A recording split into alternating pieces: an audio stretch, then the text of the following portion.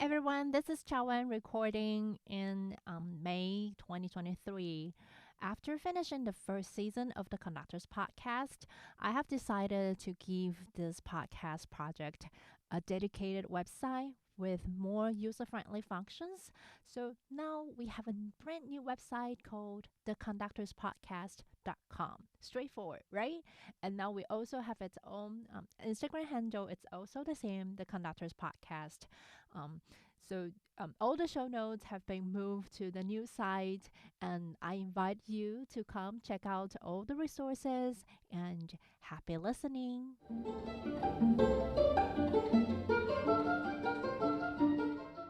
I think just being a good musician is important, as it is no matter what kind of rep you're doing. So making sure you are comfortable enough in your musicianship to hear like chord clusters or to hear complicated rhythms.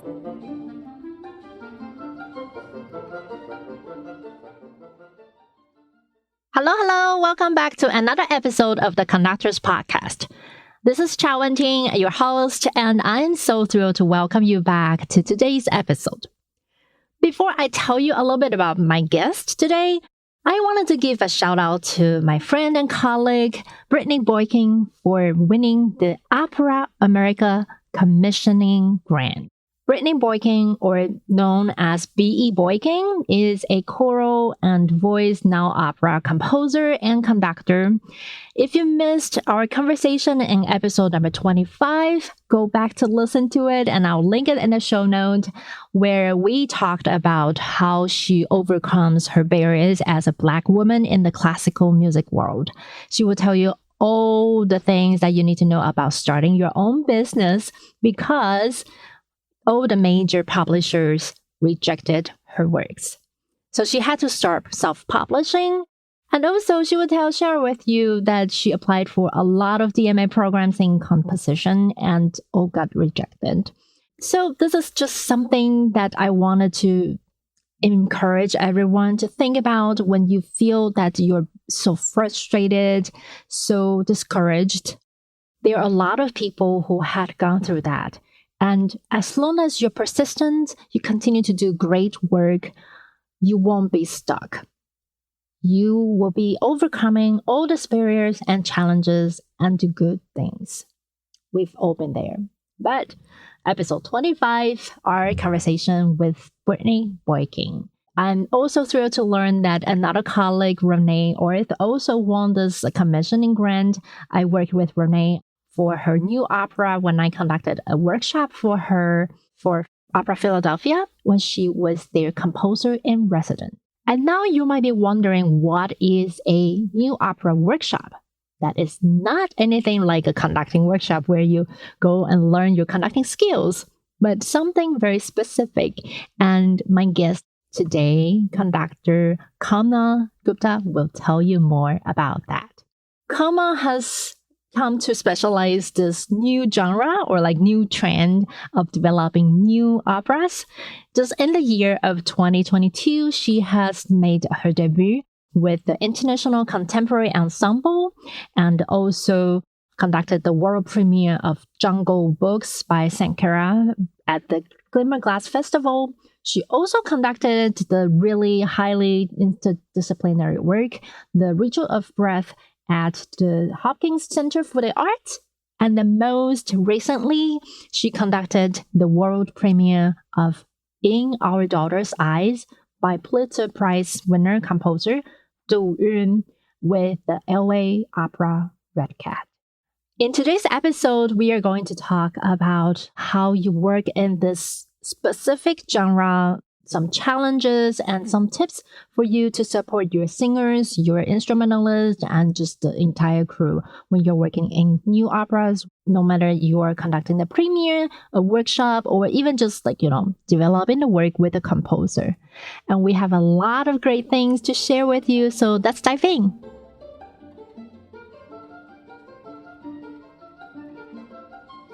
Hey, welcome to the Conductor's Podcast. I'm so thrilled to welcome you here, and I can't wait for you to share your story and experiences with my audience. Thank you so much for having me. It's a pleasure to be here. So before we get started, will you please give everybody a brief intro, just a little bit about like your background and how you get to where you are? Sure. So I started my musical life as a pianist. I grew up playing, always private lessons. It wasn't until I was in college singing in choir that I really understood conducting in a different way, because piano, as you know, is not an orchestral instrument, except in limited pieces. So I played the piano. I got to college and I was singing in a choir. And I, at this point in my life, was not going to be a musician at all. I was thinking I would be a physics researcher. And I just realized singing in that choir that I really, really missed music in my life. And I couldn't not see music through in a much more serious way. And at the same time, I had been interested in conducting, curious about it. So I started working with that choir and studying with that conductor. And it turns out it worked, things went well for me. And so I continued, and being a pianist, having sung in choir, opera was sort of a natural fit. I also have always loved languages and was fluent in French before I even started school, because I had spent some time there as a kid. And so that was a really good place for me to go, although I really love orchestral repertoire. And actually my master's was in orchestral conducting at Arizona State. So anything that's good music, I'm happy to do. So after my master's, I moved back to the East Coast to New York City, and I've been freelancing, working with opera companies ever since. So I'm just curious, since you said your conducting inspiration came from your experience working and singing in the choir, why did you choose to have a master degree in orchestral conducting? Was there anything that drew you to it, or did you have to debate between choral and orchestral? It was always the repertoire for me, and the orchestral repertoire was the most exciting and the most interesting to me always. I mean, I loved choir and I love working with choirs, but if I want to sit down and listen to something, it's going to be a symphony or a tone poem. That's where my ears are drawn the most. And so that's where I went. And I knew that even as I started conducting choir, that I was maybe a little bit more interested in working with an orchestra. That's really awesome. But did you ever picture that you would be conducting so many operas? I probably couldn't have known that would happen until I'm looking in hindsight and thinking, wow, I've done a lot of opera. I guess I'm an opera conductor. Question is silly because we are conducting music and musicians, and there are a lot of common grounds, but the repertoire is different. Exactly. And I think that's really one of the biggest reasons that there is a distinction between, an opera conductor, an orchestral conductor, or a choral conductor, or a band conductor. It's the repertoire, and you need to know the repertoire, and you need to know how to make that ensemble sounds good, which is also very unique to each group. But even so, I think they have much more in common than what makes them different, because at the end of the day, it's music, it's interpretation, it's collaboration with musicians, and those things are important no matter what kind of group you're conducting. So if it's good music, it's worth doing, I think. And if you have an idea about it, then you should be able to do it. And did you choose, or was that a career path that you wanted to go in, that you started doing so many new operas, or that's just something that happened to you? Yeah, I'd say it just happened. I think new opera, there's sort of a need for good conductors in that field, because there are a lot of new operas, and a lot of conductors don't want to do them because they do demand. I mean, you have to be open to a lot more than what you would expect in a more typical standard rep piece or in an orchestral setting. A lot of stuff these days explores electronics or different kinds of ensembles, a drum set, like kind of a pit style ensemble, or chamber.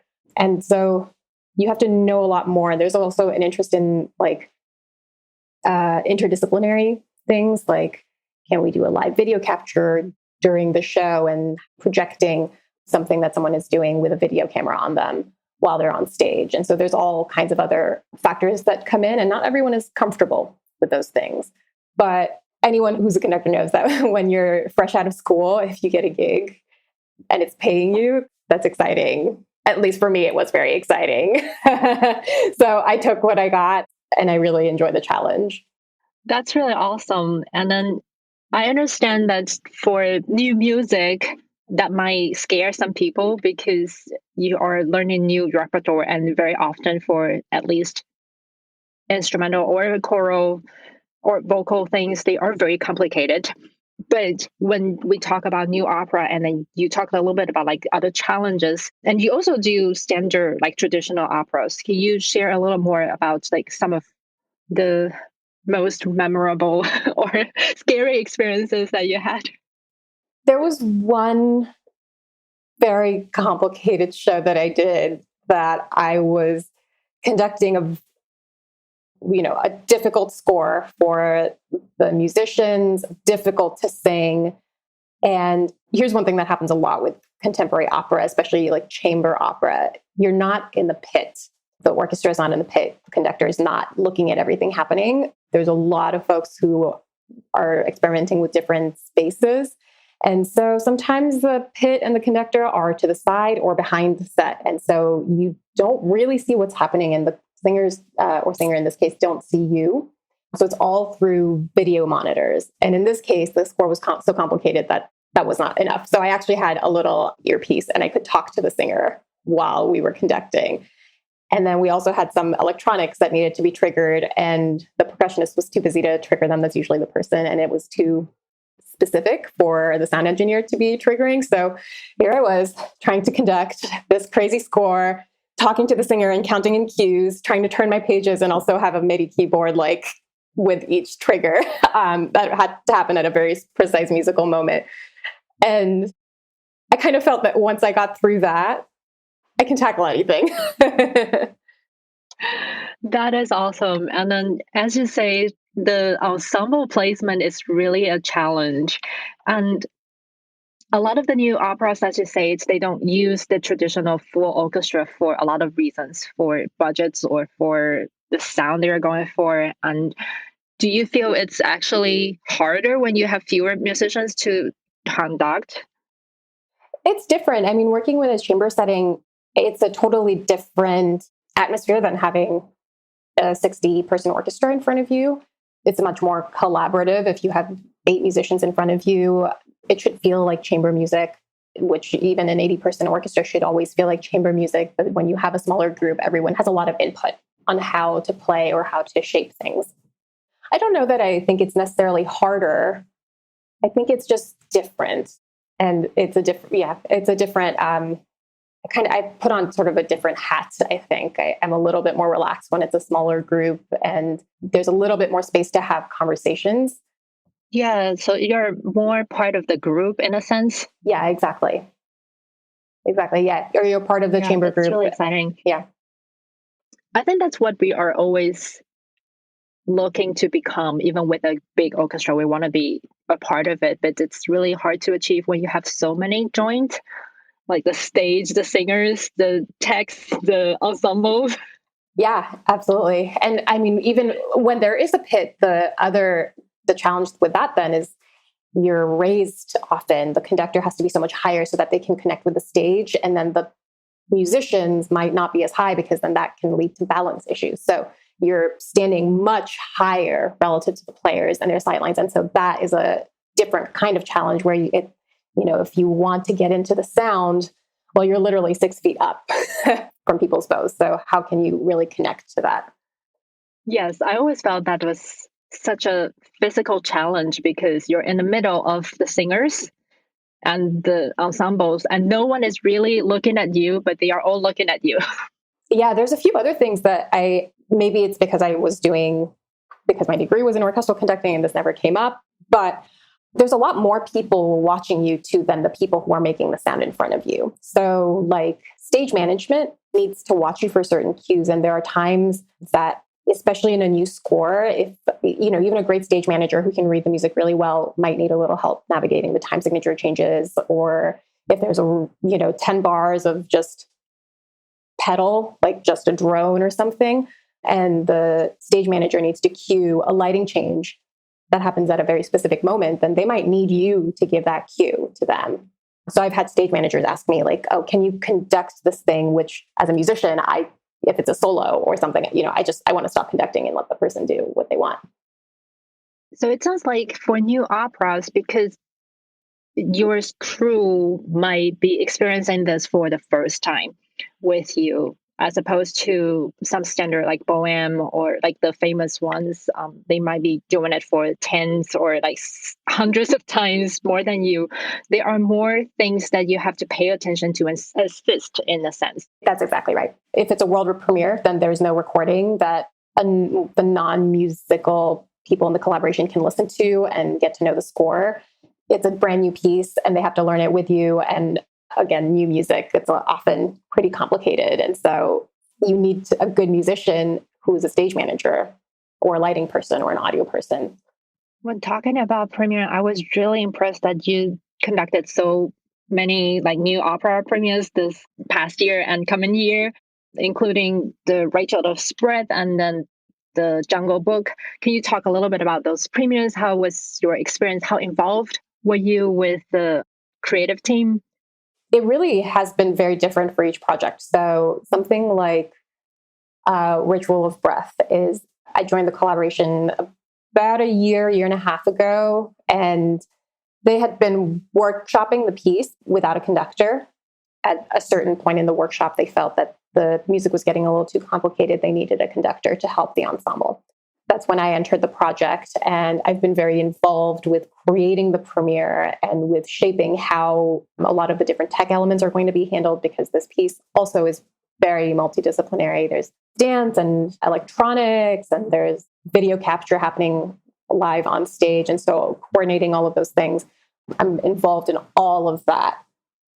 Something like Rigoletto, you receive the score, you get to know the score really well, you learn what the traditions are and form your opinions, but really all of the information is in the score that you need. This is not that situation. Not everything is in the score because the composer doesn't know everything yet, because we are building the entire work together. And along with that, actually, the score is something I have worked very closely with the composer on, because as we've shaped different things, we found that in order to coordinate, let's say, a certain trigger, I've asked, can we add a fermata here so that we have a little flexibility in performance so that this moment can really land together? And so the composer and I have been working really closely together on the score as well. Something like Jungle Book, although it was a world premiere, it was a little more standard preparation for me, because I received a score, I learned the score really well, and then we did it. So there wasn't all of these other elements added in. This was also a little bit different because Jungle Book is actually written for a youth opera. It's a youth opera for children singing. And so the challenge with that was, oh my God, how do I get a 7-year-old to sing in 7/8? And it all went really well, actually. Kids, they'll learn it if it's well written, which this really was. They did it brilliantly.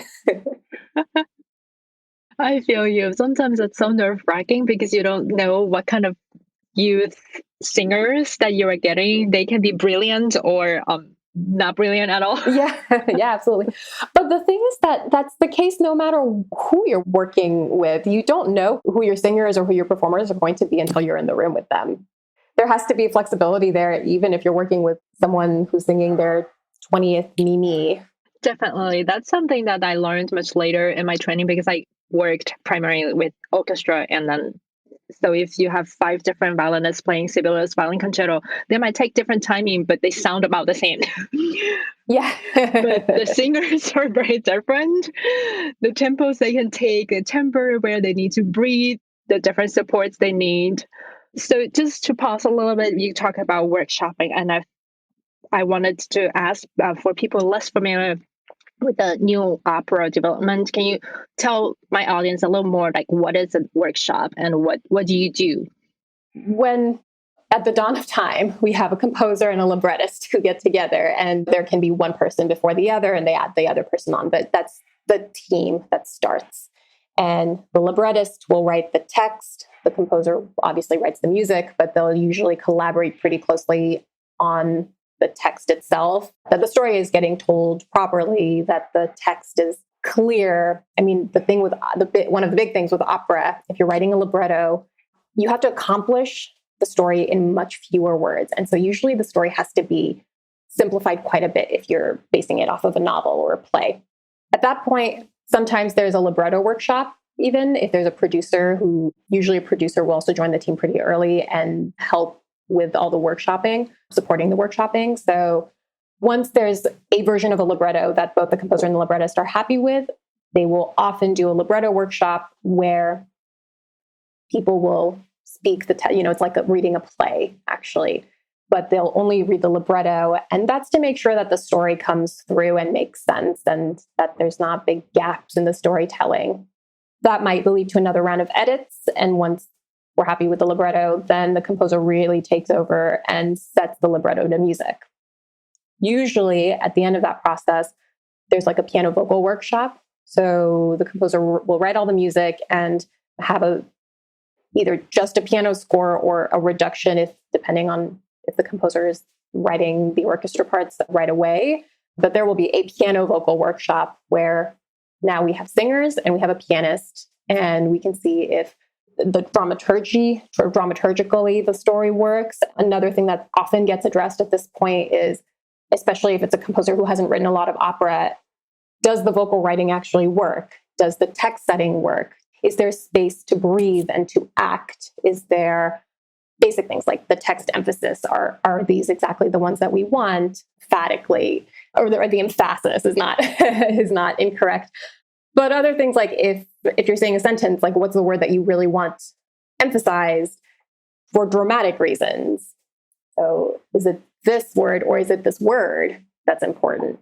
And so all of those, like building all of those connections into the musical setting and things like range. The singers at this point usually have a lot of input actually in creating the part, because that's what that workshop is for, is making sure that the vocal writing makes sense.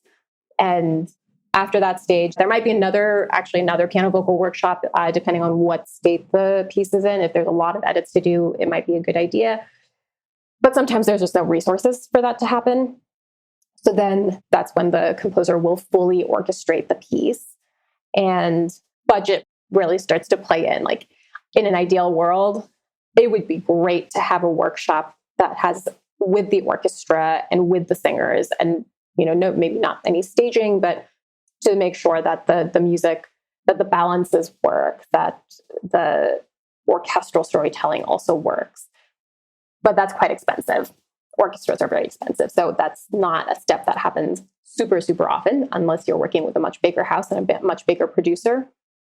And then it's the premiere. And of course, things will change during the premiere as well. Like if you've worked on a new opera, you'll get the score.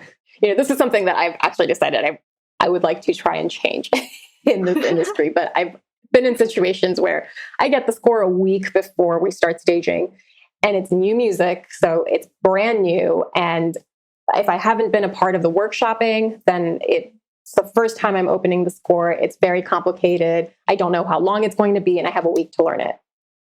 And I don't love being in that situation. And I don't think it serves the piece, the art well to be in that situation. It's also somewhat the reality of composers' lives, but the timeline does get a little fuzzy. And so, if you're a conductor and you're working on a premiere, then I think making sure you know when you're getting the score and that the composer knows when they need to submit scores to you is something that actually you need to be the person pushing for, because a producer is not going to do it for you. So you need to be pretty assertive. I need a score by 1 month out. I've been in that shoes, and what happened was they gave me a version of the score at the time that I requested, and then continued to change things or like just give me a new printout. I was like, can you just tell me where you changed? It's like, I forgot. I was like, this is a new one. This is the most updated one. But I learned all the old ones. I need to go and compare all of them. Yeah. And so that's another thing. Experienced composers will know this, but a composer can be very experienced without having worked in an opera setting before. And so when you've got all these collaborators if you've got a set designer, if you've got lighting and director and conductor and musicians and singers who all are looking at a version of the document, it's really, really important that everyone is working from the same thing. And so, by habit now, anytime I'm working on a piece and I know that there are edits, After I've got my printed score, I ask the composer that for any edits that happen after this point, we need to make a list so that instead of giving them everyone a new score, we give them a list of what the changes are. And if there's something that needs to change that you can't communicate in words, like if we're changing a musical line or something, then that has to be an insert, which means that the composer needs to keep track of things like the measure numbers can't change because we're only inserting. So we can't have a different numeration for the rest of the piece.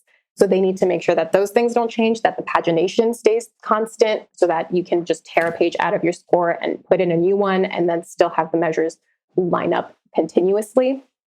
And those are things that you have to make sure. And sometimes I've been in this situation where I've gotten an insert where the measure numbers changed or a measure got added and that threw off the numeration. And I had to just say, composer, you're wonderful, but please, I need you to do this again. And I need these things to stay because otherwise we're going to be in a lot of trouble once we get into tech. And there's a stage manager who's trying to give a cue for a certain measure number at a certain measure number for the lighting, but the conductor is in a different spot in the music. The parts are in a different place.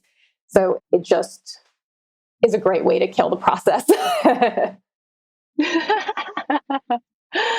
I know. I once conducted a premiere for a chamber orchestra piece. For the first rehearsal, the composer gave me the second half of the score.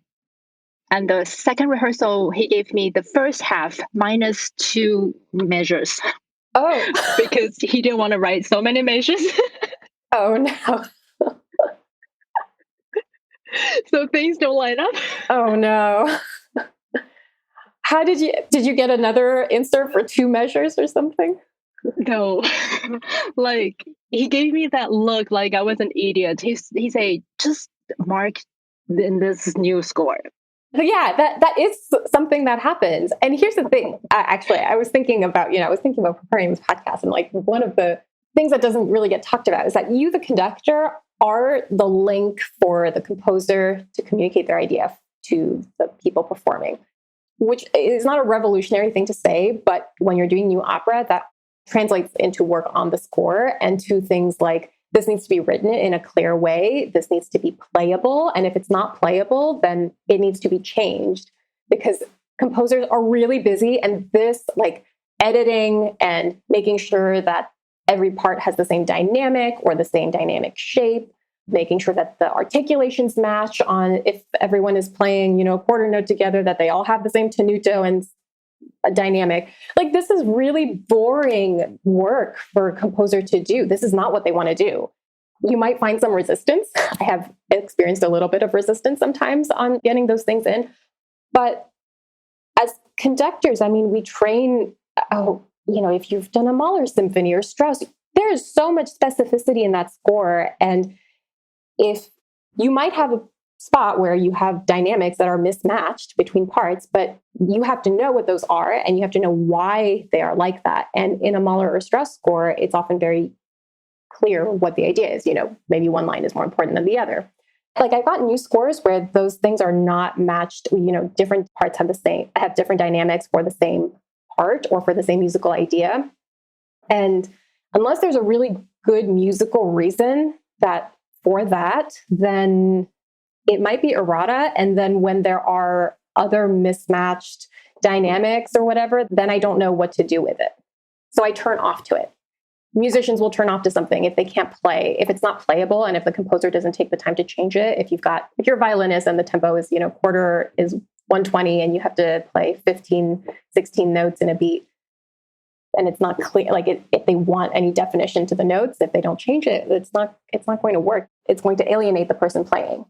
And so those things are really important, although I understand if they're kind of annoying to work out, but they are very important for the musicians who you want to have that attention to detail. You, the composer, have to have that attention to detail. And you, the conductor, have to insist on that. Yeah, I totally agree with what you say, because that is not the most interesting part for a composer's job. And I understand they are so overwhelmed with everything else. But as you said, that often translates to me as they don't really know what they are wanting when they're mismatched, or they thought it through when they write one part, but they didn't think about the whole thing. And then, as you said, I always question, okay, is this intentional or is that a mistake?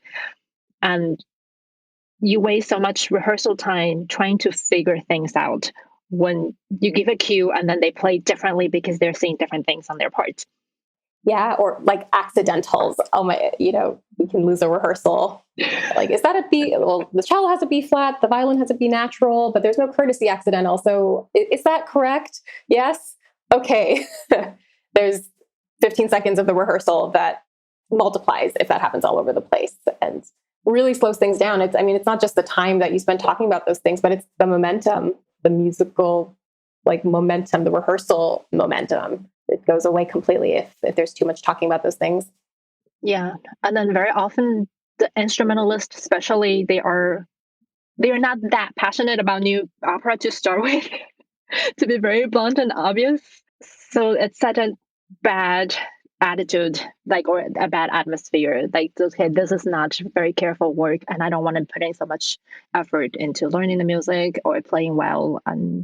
But you did say something that was really interesting for me, because I had the same observation that some of the new opera composers are not that familiar with writing for opera or writing for voice or writing for the combination of things, which doesn't happen in other genres that much. You don't see someone getting a big commission to write an orchestral piece if they haven't done it for a couple of times and get noticed or discovered. Do you feel that is making new operas more interesting and not promising, but more diverse in a way? Or do you feel it makes more challenges for you?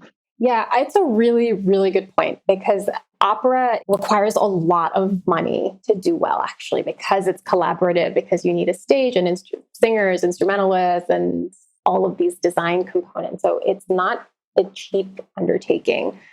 And so you're right that at some point, even the greatest composer is going to write their first ever opera and they will never have done it before. And so how do you justify actually as a producer? This person has never written an opera. How can we make sure that we are putting in money that we are going to get some sort of return on? And actually, I think that's what where a lot of the workshopping comes in. So if it's someone's first or second opera, then they have a support system to try things out and to fail. And it's okay because it's a workshop. So you don't have everything there yet. It doesn't need to be perfect. Everyone knows it's a workshop. Writing a good opera takes more than workshops. It does take a lot of, you have to write a lot of bad operas to write a good opera, I think. And I think that's also true of other music as well. You have to write bad symphonies to write a good symphony, or it just takes experience to write good music. And I don't think that we do service to composers or to the art form if we're not willing to take a risk on their music. And I think there needs to be an understanding that, well, if you're doing something new, it hasn't been around for 150 years for people to decide whether this is a good piece that deserves to be played again. You're the first person playing it. And so you have to, so for me, I have to approach every new piece like it's a masterpiece, because otherwise I won't try or I won't make it as good as it could be. So you have to take what you have, make it as good as it possibly can be, and not worry actually about whether it's a good piece or not. I get asked all the time for a new piece that I'm working on, oh, do you like that piece? Is it a good piece? And it's a really difficult question for me to answer if I'm in the middle of working on the piece, because I have to like the piece, or at least I have to tell myself I like the piece to work on it. And then maybe 2 months later, after the premiere, after I've put, the score is in my attic or whatever, then I can think what's that? Is this piece something I'm still thinking about? Yes, then it's a good piece. Then it really meant something to me. But if it's something that I throw out after the premiere, then maybe that's my answer. It might not be a piece that I want to take with me. And that's actually, sorry, the other thing about it is that you don't know when the piece is going to get performed again. And so it's hard to justify spending a lot of time learning a piece that's going to get one performance. But again, if that's the MO, if that's how you're operating, then you'll never do any new music. And that's also not where we want to be. I know, I used to do a lot of shorter new operas, the chamber-sized 15 to 30 minutes operas.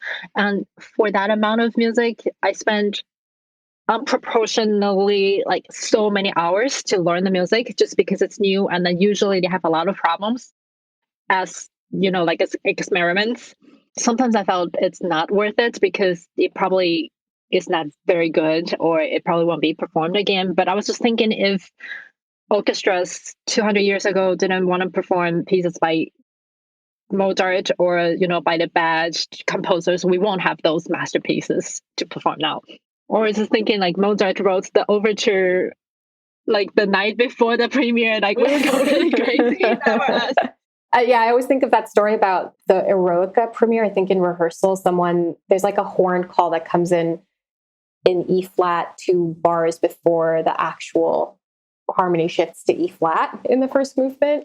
And so we're still holding on to like a B flat or like a diminished kind of world. And then the horn call comes in. And I think that in rehearsal, someone said like, oh, this is wrong. This can't possibly be right. And Beethoven had to say like, no, this is correct. He's not coming in 2 bars late or 2 bars early in this case. And that's exactly right.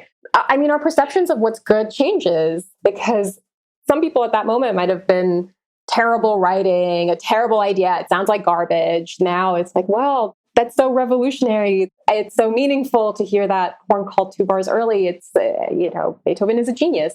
Those are the kinds of things that make Beethoven who he is. And you don't know what those things are going to be with any new score that you pick up. And you might not ever know in your lifetime because it might be 200 years from now that those pieces are picked up. Yeah. I certainly hope some of the new pieces that I conduct will be performed 50 or 100 years later. I hope I conducted some really good music. Yeah, me too. Yeah. I mean, that's actually a good thing, a good way to talk to composers about the scores is like, well, in 50 to 60 years, this brilliant piece is going to be performed and you're not going to be there. So the score needs to be doable without you in the room. And that usually is a good way to get composers to think like, oh, right, I should spend some time on the score. Yeah, I know. Or find an editor.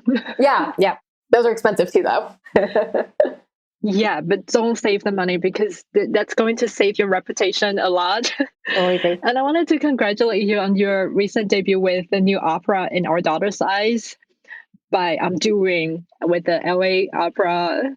Congratulations. How was that? Oh, it was a crazy piece, but I loved it. I mean, this is the piece I was mentioning where I was like turning pages and triggering, and he had a headset to the singer. Her pieces are complicated for sure. This is something I really learned through her piece is that when you're in the rehearsal room and you only have a piano, piece sounds completely different when it's with the instruments. And so once we were which is the most obvious thing to say, you spend more time with the piano than you do with the instruments. And so you get to know the piece in staging with a piano. And then as soon as you're with the instruments, it's like, this makes so much sense now. It's brilliant. It's beautiful. It's just, you need the instruments there to communicate that.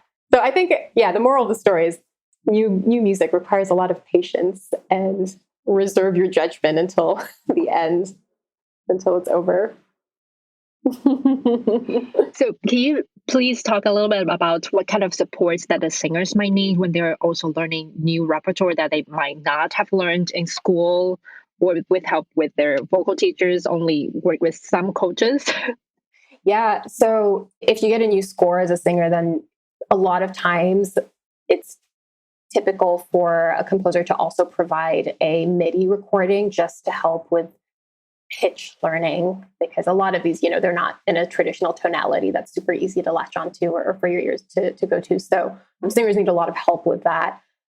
To me, there's a fine line, and you have to work it out with each singer, where sometimes a pitch is really difficult. Like, singers will get in their head about it. And so you have to be very careful about insisting on those things. And if you're with the project for a long time, and if you can work with the singer before you're ever in the rehearsal room, that's the time that you can really try to isolate those things. Let's say you're singing A natural, here needs to be an A flat or whatever.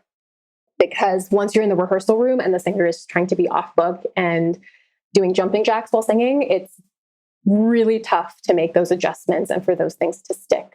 And it's a really good way to get in singers' heads. And then that really affects the rest of the the process as well. So I've definitely noticed for myself a shift where I used to be really nitpicky about like, this needs to be this is not in tune. This pitch isn't right. This little 16th note that you're singing is not right. It needs to be this.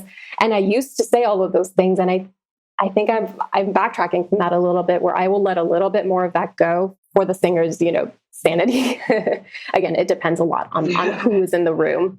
But I find that a lot of singers, there are techniques to learning new music to get those pitches easier. Easy things like, or things that are easy for us to figure out that sometimes you need to remind singers is like, if you have a leap of a 7, to hear the pitch, just transpose something, either the first note up the octave or the second note down the octave. So you hear what the relation is before you try to sing it as a 7th. Doing a lot of complicated rhythms. You want to spend a lot of time speaking rhythms. And if you're in a rehearsal or in a coaching situation with a singer, it can be very helpful to have the pianist play while the singer speaks, so they understand how their rhythm relates to the rhythm that they'll hear without having to worry about the pitches. Another thing I find a lot of the time is that composers really want to over-notate text because they want a really specific way for that text to be delivered. But at the end of the day, it needs to sound natural.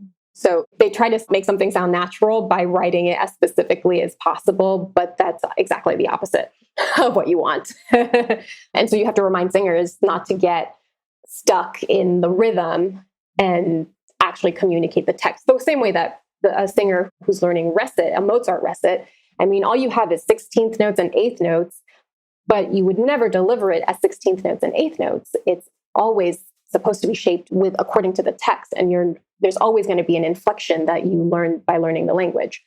So the same thing applies to modern complicated rhythms. I would say go with the text, follow what the text is supposed to be.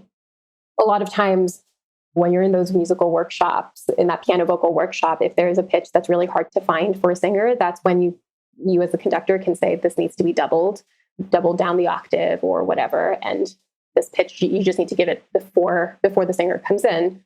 Or this is a really complicated rhythm that the singer is singing, and it's perfectly doubled in the instrument, in the viola. And this is never going to work because it's never going to be together. If you've got a septuplet or whatever, it's not going to work. So either we need to give the viola permission to follow the singer, or we need to cut that doubling.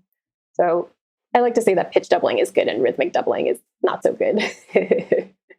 And yeah, I think the best thing you can do for a singer if you're working on a really complicated piece is to be the calmest person in the room and just help them get a little bit better and help them feel like they're able to do it, because the bar for that situation is often, can I do it, rather than can I make this as beautiful or like Maria Callas or as beautiful as possible.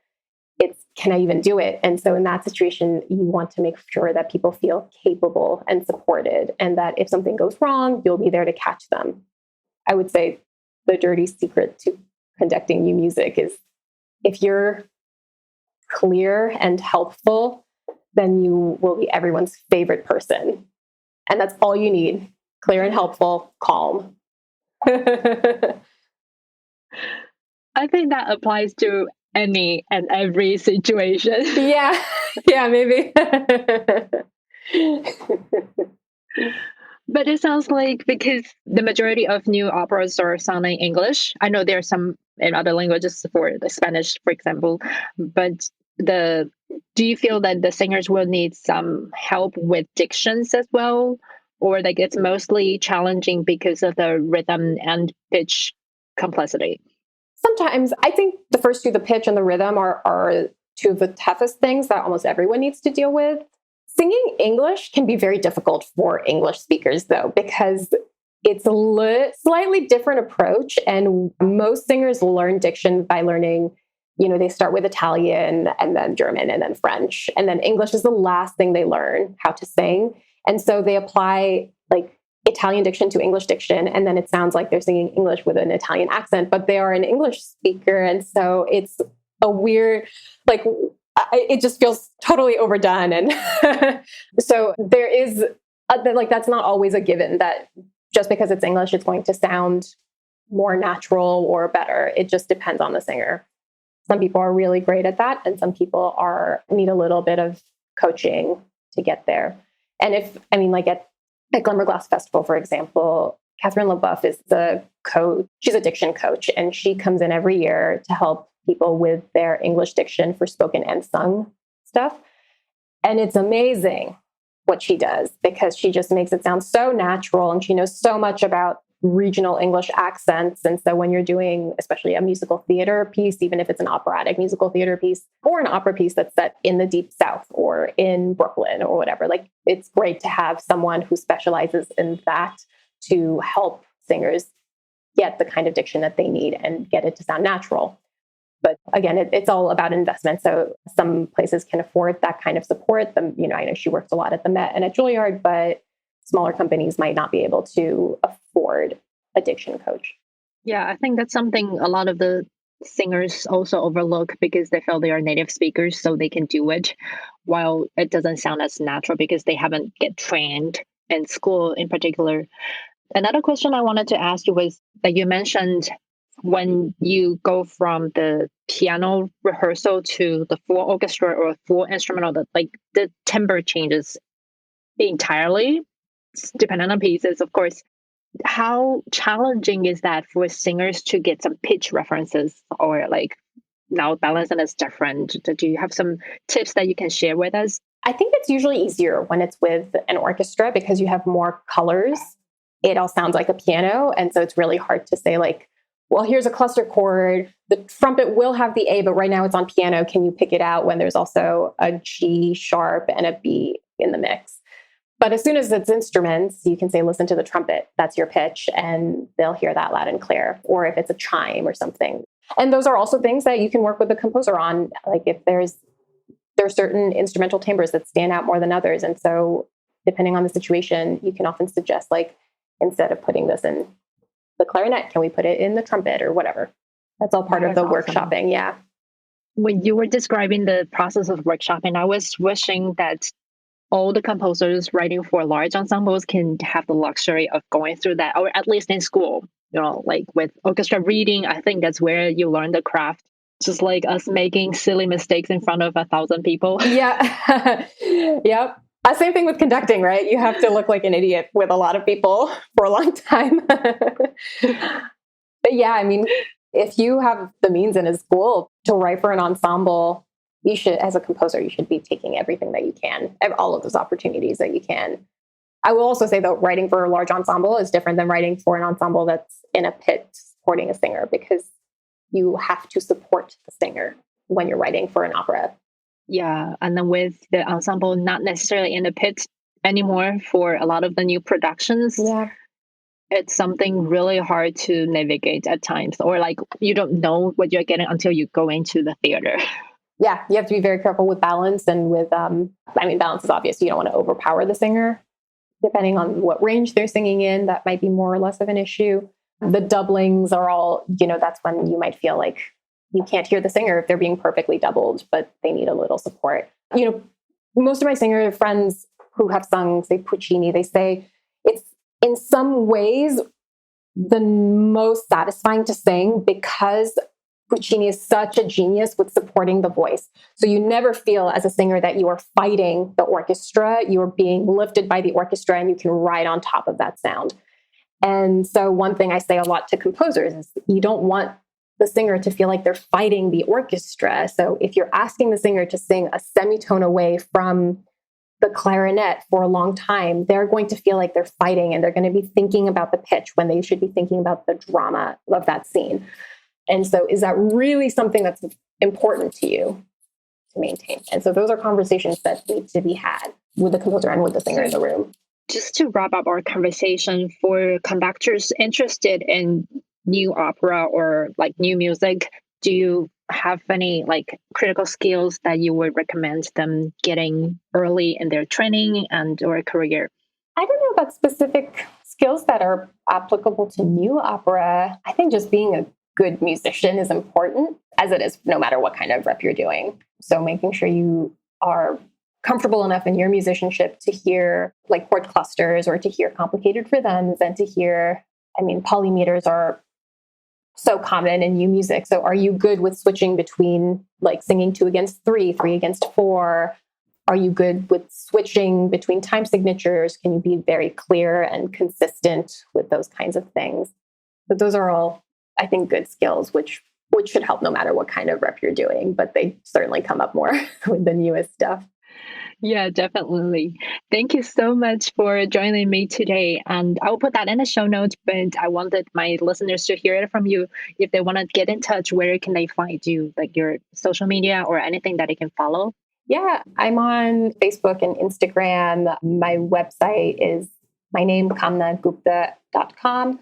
And so you can leave me a message on there. And I promise I receive those messages and I will respond. Thank you so much. Thank you for having me. This was a lot of fun. Here you go, my friend. And a lot of what I said today with Kamla reminds me of my conversation with another friend, Rachel Holly, in episode number 11, when we talked about how we can work with living composers in building a collaborative creative team. Composers, if you're there listening, I want you to know conductors are your best friends. We really want to do a great job and help you to realize your dream as a composer. And we need your help and your collaboration to be able to help all the people involved. Especially in opera, there are so many joints to every production. There are, the tech people, the stage director, the ensemble, the singers, and a lot of different parts that we have to be paying attention to. So it's a really exciting and challenging process that requires a special love, I would say. I was going to say special skills, but I think to do things you love, you do it much better, right? So that's something that I miss doing since Nana Works with Jennifer Jolie had been postponed since COVID. But I really miss working on new operas. But I get to work with a lot of great people on different types of new music, and I'm really grateful for it. So if you're hesitant in thinking about working with a composer on the new project or working in this new genre, don't be afraid. Just go for it. It's a lot of fun. And make sure that, as always, be a good colleague and support all your musicians. I will see you next week at the same time, same place. Bye for now. Take care.